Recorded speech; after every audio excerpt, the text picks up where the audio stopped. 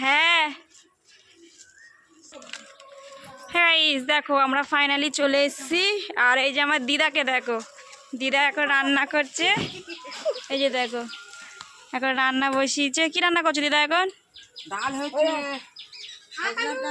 আলু ছোলা দিয়ে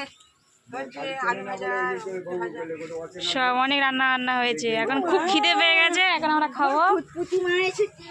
পুতপুতি মা, এই দেখো দিদা, এই হচ্ছে মাসি, আর মাসির মা হচ্ছে এই দিদা, আর তার বাচ্চা কাচ্চা হচ্ছে আমরা, তার বাচ্চা কাচ্চা হচ্ছে আমরা। তো সবাই চলে এসেছি, এই দিনটার অপেক্ষা করি আমরা প্রত্যেক বছর, এক বছরে আমরা আসি। তো এই যে চলে এসেছি দেখো। হ্যাঁ ট্রেন তো বন্ধ, ট্রেন বন্ধ হয়ে গেছে। তো চলো, আর বাইরের প্রাকৃতিক দৃশ্যটা দেখো, প্রকৃতির যে সুন্দর একটা পরিবেশ দেখো, কি সুন্দর লাগছে। পুকুরে জল নেই, সব জল ওঠা। আর এই যে দিদা এখন রান্না বসিয়েছে উনানে, হেবি লাগে। তোমাকে ঘুরিয়ে দেখাবো গ্রামটা। আর এইদিকে দেখো ডুম্বুর গাছে দেখো, ডুম্বুর ভরে গেছে। আমাদের কলকাতার ডুম্বুর দেখতে পাই না।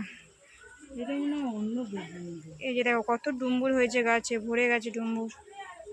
তো চলো, খিদে পেয়ে গেছে এখন, মেন কথা হচ্ছে একটু কিছু খেয়ে নিই আমরা। এইদিকে এদের কি হচ্ছে দেখো, গল্পটা হচ্ছে দেখো, এদের গল্পটা শুরু হচ্ছে দেখো আবার। ও দাদু, আমরা বউগুলো আসিনি, তোমার মন খারাপ করছিল তো?